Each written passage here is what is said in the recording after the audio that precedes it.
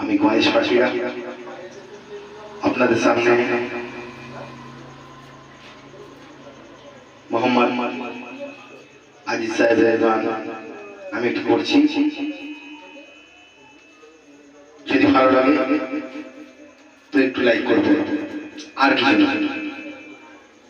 আপনারা সবাই ভালো করে জানেন যে আমি চায়ের দোকানদার। চা করতে করতে বা দোকান চালাতে চালাতে আমার যখন মনে হয় একটু গান করলে ভালো হতো, তো আমি আনন্দ করার জন্যই গানগুলো করি। ঠিক আছে, আমি করছি।